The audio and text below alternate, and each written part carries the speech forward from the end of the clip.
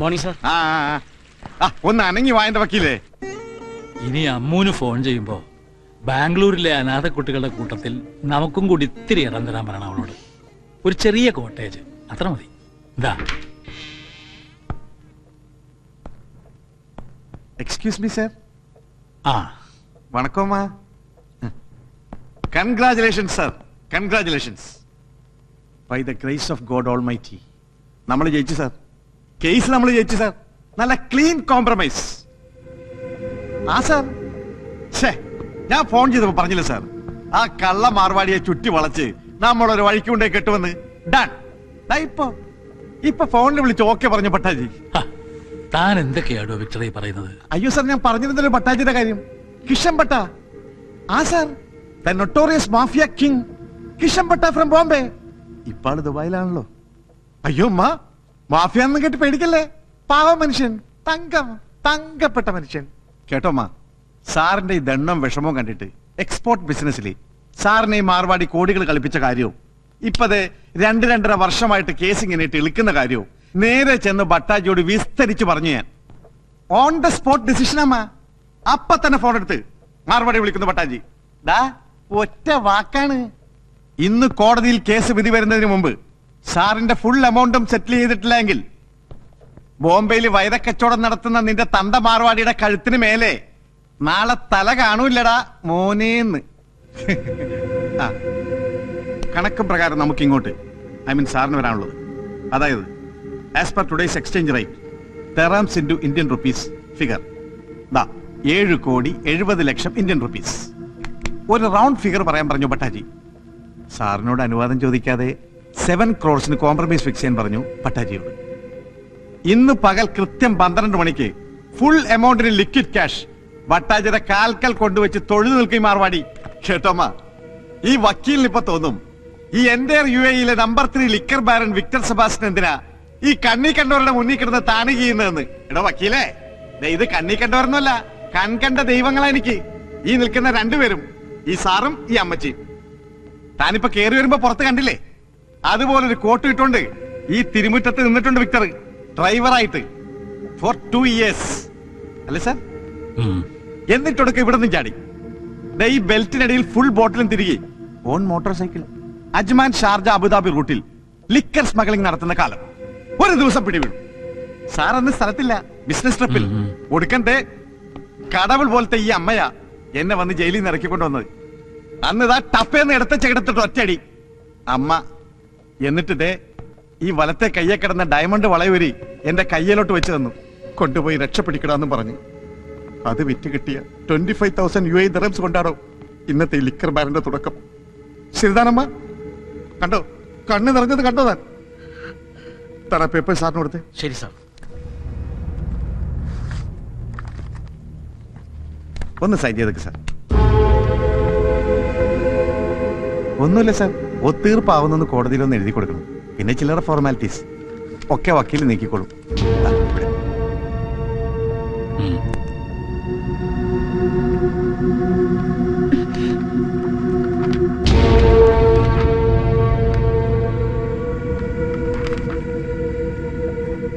അല്ല sir, in case സാറിന് എന്തെങ്കിലും വിശ്വാസക്കുറവ് പോലെ ഇപ്പോഴും മനസ്സിലുണ്ടെങ്കിൽ ചെക്കും പേപ്പേഴ്സ് സാറിനെ തന്നെ ഇരുന്നാൽ മതി.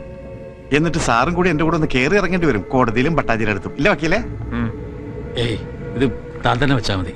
അല്ല സാർ, എന്നാൽ ഇത്രയും വലിയ എമൗണ്ട് ഒക്കെ ആവുമ്പോ സാറ് തന്നെ നേരിട്ട്. അമ്മ, സാറിന്റെ ഈ കാലിന് നല്ല ആവതില്ലാത്തതുകൊണ്ടാ ഞാനിതൊക്കെ. എടോ വിക്ടർ സെബാസ്റ്റ്യൻ, ഇത് പിടിക്ക്. എനിക്ക് വിശ്വാസമാണ് തന്നെ. Thank you sir. സമയമാവണം, താൻ ചെല്ലേ. പറയമ്മ.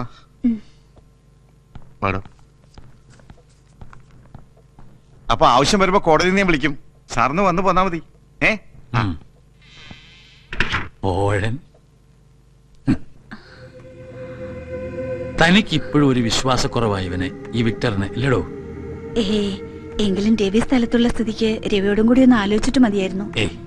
എപ്പോഴും അങ്ങനെ ഉപദ്രവിക്കാൻ പാടില്ല അവനെ. ഓരോരോ കാര്യങ്ങൾ പറഞ്ഞ് ഒരുപാടായില്ലേടോ അയാൾ നമ്മളെ സഹായിക്കുന്നു. എന്നാലും അതെ, എന്തെങ്കിലും ഒരു ആവശ്യമുണ്ടെന്ന് കേട്ടാൽ എരമ്പി ഒരു വരവുണ്ട് Ravi.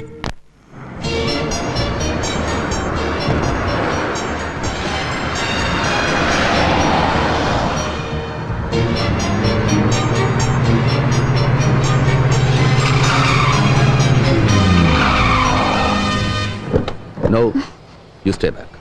Hey, you! Do what I say.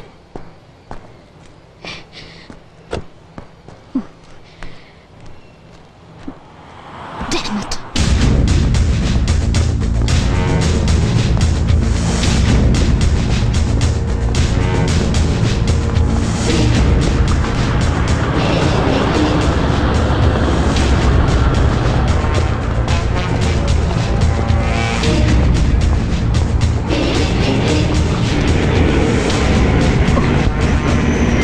അയ്യോ ഇച്ചേ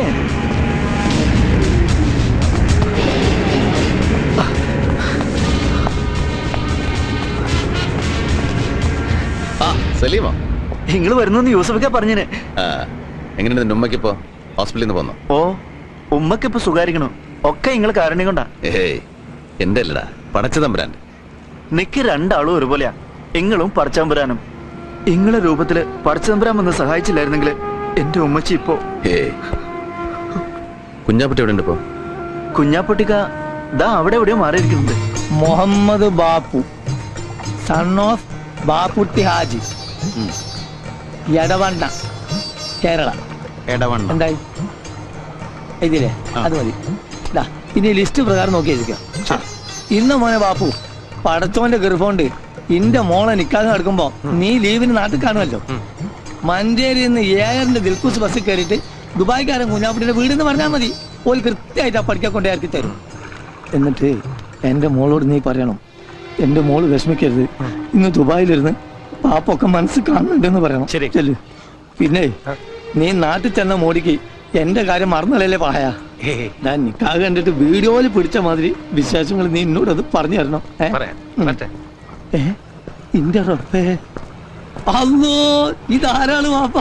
പടച്ച തമ്പുരാനെ, ഇപ്പൊ മനസ്സിൽ വിചാരിച്ചിട്ടുള്ളൂ നിങ്ങളെ കാര്യം. ഇതാ ആദ്യം കുറി ചെയ്ത് നിങ്ങളെ പേർക്കാണ് കുടിക്കി.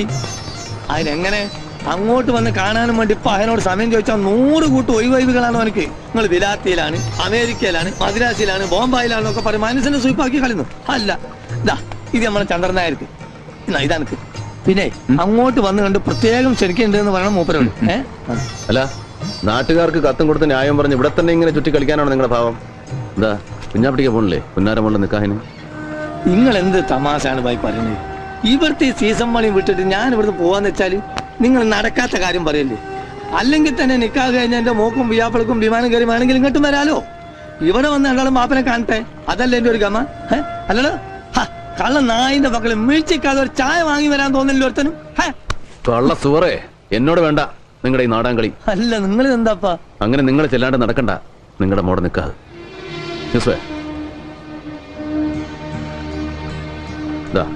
ഇത് നിങ്ങൾക്കുള്ള ടിക്കറ്റ്.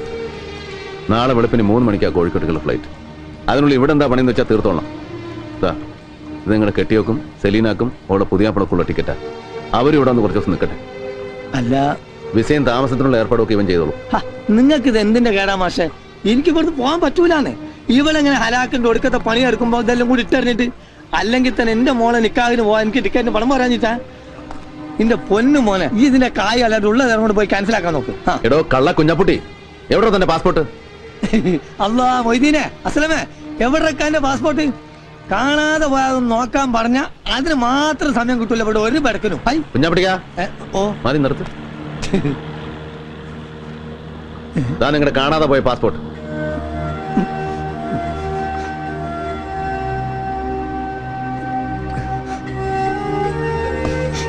പാസ്പോർട്ടും പത്താക്കയും അടക്കം പുരയിലുള്ളത് സകലതും വാരി പണയം വെച്ചിട്ട് വേണോ നിങ്ങൾക്ക് സലീനയുടെ നിൽക്കാൻ നടത്താൻ? എത്ര തവണ ഇവൻ വന്ന് ചോദിച്ചു പണം എത്രയാ വേണ്ടതെന്ന്? ഓരോരോ ആവശ്യങ്ങൾ കണ്ടറിഞ്ഞ് എത്ര കാലമായി ഭായി നിങ്ങൾ നമ്മളെ സഹായിക്കണം. ഇത്രയും നാളിൻ്റെ അടുക്ക് ഒരു ഓട്ടക്കാലാണ് അങ്ങോട്ട് അത് കടമിടാൻ എനിക്ക് പറ്റിയിട്ടില്ല.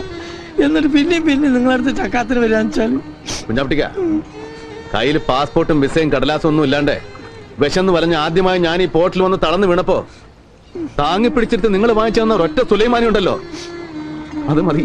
എത്രയൊക്കെ ഞാൻ അങ്ങോട്ട് വാരിക്കോരി തന്നാലും തീരില്ല നിങ്ങളുടെ കടം. നാട്ടിലെ ബാങ്കിലേക്കുള്ള ചെക്ക, ചെലവിന് എത്രയാ വേണ്ടെന്ന് വെച്ചാൽ എഴുതി എടുത്തോളാം. സലീനയ്ക്കുള്ള പൊന്നും ഉരുപ്പടികളും ഒക്കെ ആയിട്ട് എയർപോർട്ടിൽ ഇവൻ വരും നിങ്ങളെ യാത്രയാക്കാൻ. എന്തായത്?